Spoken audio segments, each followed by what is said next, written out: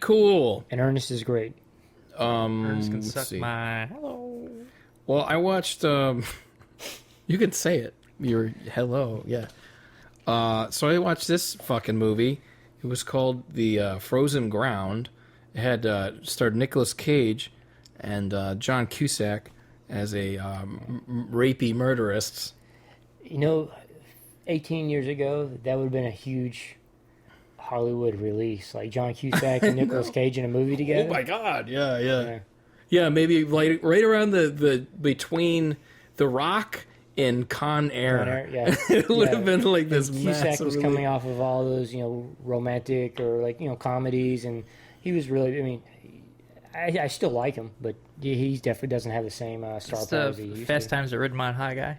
No, that's not John Cusack. Cusack Say Anything was the big one with like the radio.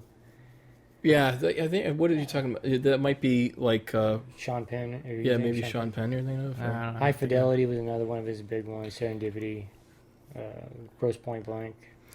This film, though, it was really strange. It starts off, and right off the bat, you can tell that it's a little raggedy the way it's put together.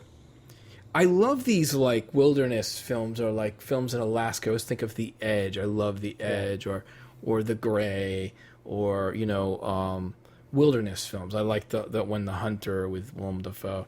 And so this like Alaska, in Anchorage, Alaska, although it was a city, it's a very small city and out in the middle of nowhere. And but the setup is like right from the get-go, there's really this really heavy forced score going on that's overpowering. So you already know they're really kind of compensating for whatever is going on in this film. Some of the pacing is a little strange, but it basically starts out with this cop finds this woman who's like in this like whorehouse motel room, I guess, and he kicks down the door, pulls her out. Then he's like totally obsessed with like, finding the kidnapper and like goes through these files, passes on the files, and then you never fucking see him again. And then they introduce Nick Cage, and then it's just Nick Cage, and then going after John Cusack, which you see throughout the film. That Cusack's doing this stuff. And I guess that's fine because I think there are other directors who've done that better. Like we was talking about like Psycho, how there's one character and then it just main character basically dies, and then 20 minutes in, there's a new one. Yeah, there's no. Yeah. So it's a little strange in that sense. It's actually not a bad film if you look past some of its flaws. But what happened? The whole thing is that this the woman who plays the prostitute is Vanessa Hudgens. And she's playing a 17-year-old girl, and she does look 17, even though I think she's 26 now, or was probably maybe 24 when she shot that. And it's half of the fucking movie is Nicolas Cage trying to like reach out to her and protect her, and her like running away to scenarios where she almost gets murdered, and then he tracks her down again, and then she runs away again, and then he's like, I'll take you home. And then his bitchy wife is like, don't have her in my house. And then she runs away again. And then he tracks her again. So there's all this like shit in the middle where you're like, what the fuck were they thinking? Like, how do you read this script and go, yeah, this is what's annoy the shit out of the audience by making it all about just her running places. So anyway, not terrible though. Not terrible. And there was no fucking hype on this whatsoever. So I give it maybe like 2.5, 3 sandwiches. Well, I think the audience wants to know how was Nicolas Cage's performance though? Was it any classic Cage-isms? He's not like doing the thing like the crazy Cage, like, you know what I mean? Like the big like you dirty prostitute, you know what I mean? A, B, C, D. I just stop sucking those dicks. What the fuck? Yeah. There's none of that. Pull the gum out of your hair, you dumb bitch. There was not. Yeah. You're under arrest. No, there's none of that. He was fine. I remember what was it? The Bad Lieutenant, Port of New Orleans. Yeah. I thought he was actually. That was probably one of the better performances he's done in the last decade, absolutely. which isn't saying that much. He was fine in it, but he's definitely, you look at him, he's definitely starting to look kind of weird.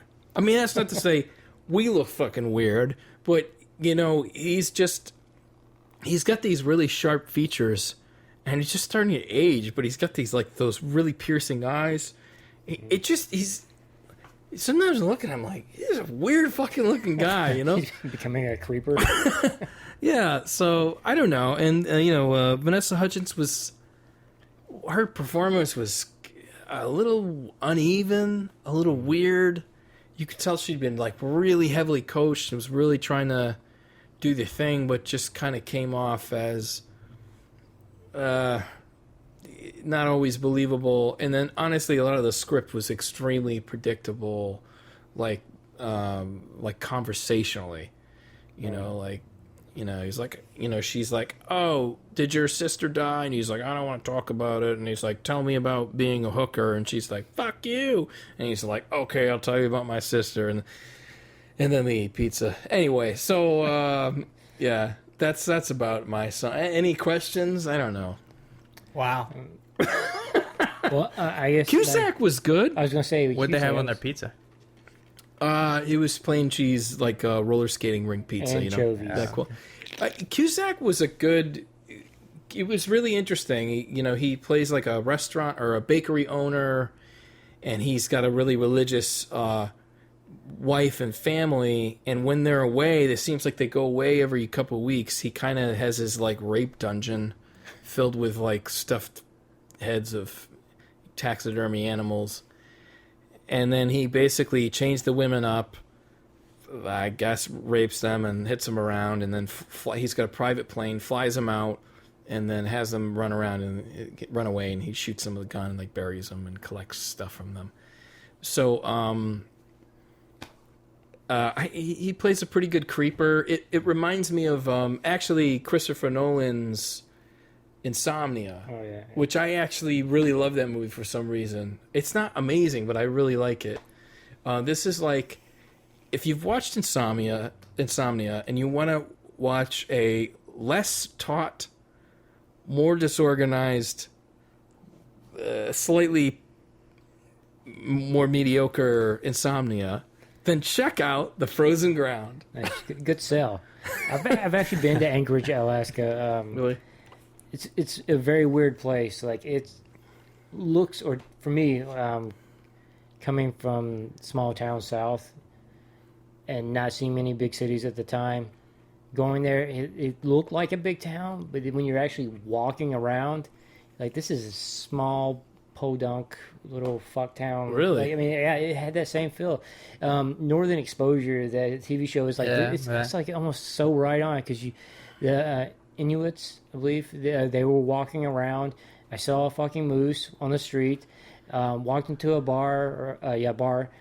diner that sold bison burgers and moose burgers and things like that. It just, I don't know, it was it really felt like the typical Alaska experience. And it didn't get dark until, because this is in May, so it didn't get dark till about 11 o'clock at night, which is just so strange. And I guess as long as you get further into the summer, it doesn't even get darker until even later. But yeah. So you were there when the climate was reasonable, or climate was reasonable. It was 60s, I think. So it was nice when we brought our skateboards. It was 50s, 60s. And I just remember seeing a sign when we were walking out by the coast on close to the beach. And if you want to call it beach, it's mostly rocks and shit. But there was a sign down there that had a list of things not to do, and one of them was no prostitution. And I thought that was just so weird. I mean, there must be a problem out here in this little beach park thing of just prostitutes. It's very romantic. That movie heavily depicts the prostitution scene there. And at least in the film, they make it a pretty significant part of an area of the city that is actually known for that. That's actually policed in a way.